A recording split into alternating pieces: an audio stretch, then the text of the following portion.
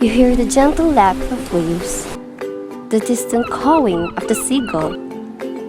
But then an annoying whine interrupts the peace, getting closer and closer. But how you will hear those sounds if you can't hear them? Hearing impairment including deafness.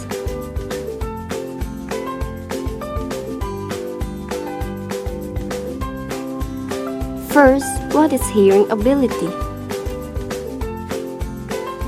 According to Murray and Mahon 2015, hearing ability is usually measured in terms of the quietest sound that can be detected across a range of frequencies. What is hearing impairment?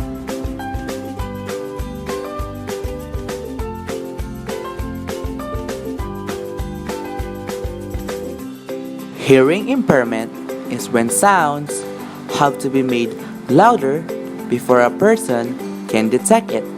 It can be also partial or total inability to hear. Did you know that hearing is described as the quietest sound which can be heard by a young healthy adult, which is called normal threshold of hearing, while if the sound have to be made louder before a person can detect, it is also called raised threshold of hearing, meaning the person has hearing loss. There are two types of hearing loss. First, temporary hearing loss caused by middle ear problem. Second, permanent hearing loss, or also known as sensorineural hearing losses. Children with sensorineural hearing loss are referred as PCHI, or permanent childhood impairment. Possible causes of hearing impairment.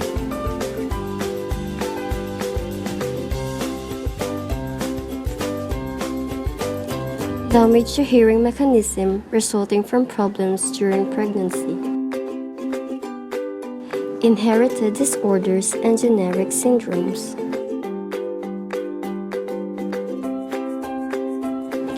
Medication given for potentially life-threatening illness such as meningitis. Diseases of the ear.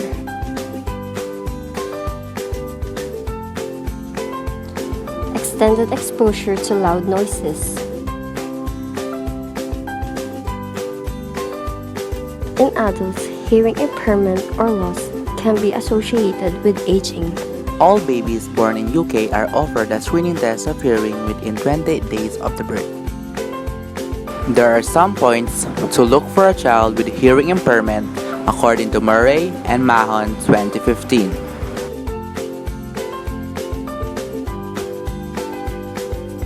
The child does not turn when cold.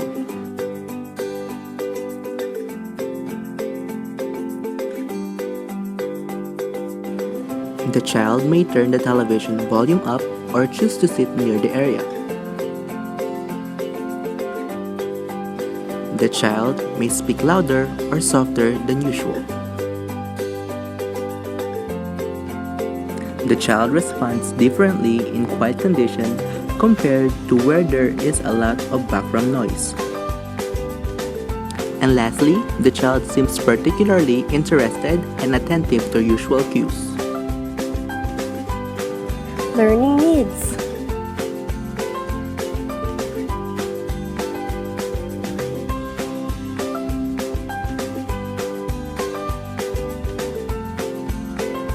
Wearing of hearing aids have cochlear implants or use FM systems, which include a microphone or transmitter worn by the teacher and a receiver worn by the students. Need to use written captioning for any audiovisual videos. Teacher also can use visual aids and class handouts used in classroom. Understand speech by watching the speaker's mouth movements, facial expressions, and gestures. This is called speech reading or lip reading.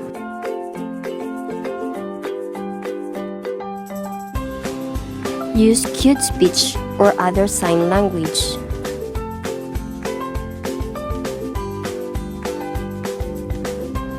Need to sit closer to the front.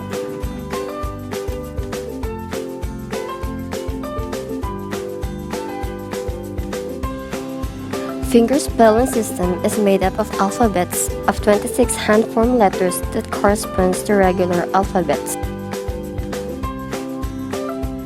Teaching strategies in helping students enrolled in regular classroom.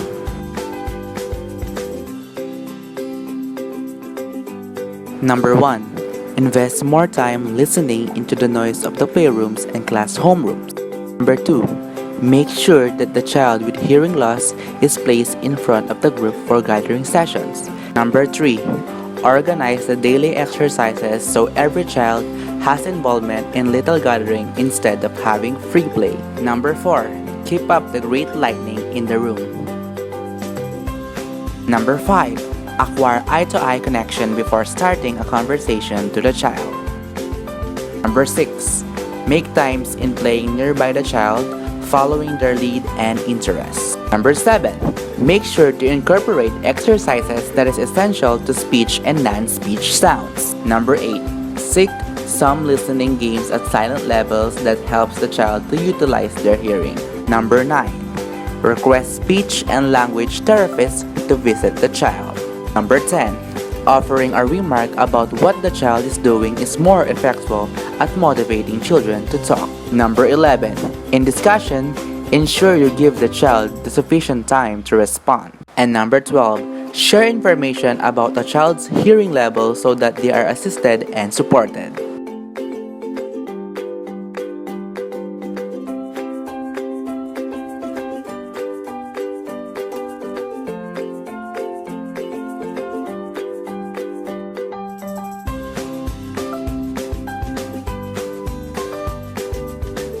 By the time na nakakaisip na ako, akala ko normal yung one ear lang yung nakakarinig. Until nung na-realize ko na kailangan pala dalawang ears yung nakakarinig. Pero parang normal lang sa akin. Kasi pagka laki ko, alam ko na isa lang yung tenga nakakarinig sa akin. So feeling ko normal lang ako nun.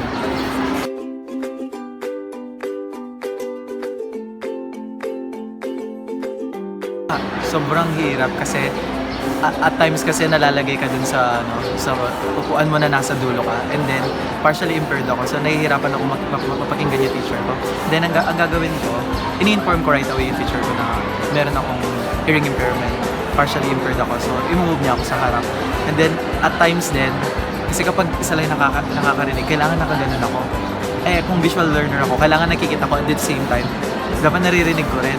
So kung nakaganit ako, nakaside ako, nahihirapan ako makita kung ano yung nandun habang pinapakinggan yung teacher. So hindi ko mapagsabay yung visual tsaka hearing.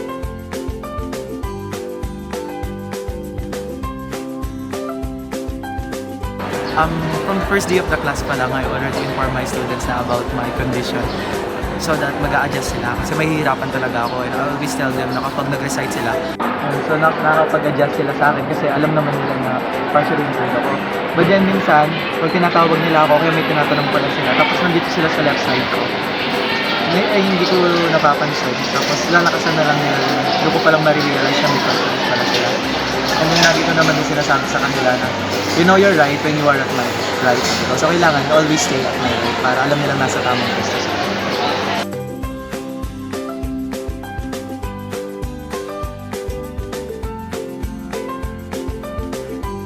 So, I already had one student na meron katulad ng condition ko. Pero yung sa kanya naman, nakakarinig pa ng konti. And then, nung nag-aaral pa din ako, meron din akong classmate na same kami ng condition. So, nagtatanungan kami, paano, saan ka nahihirapan, ano nangyayari.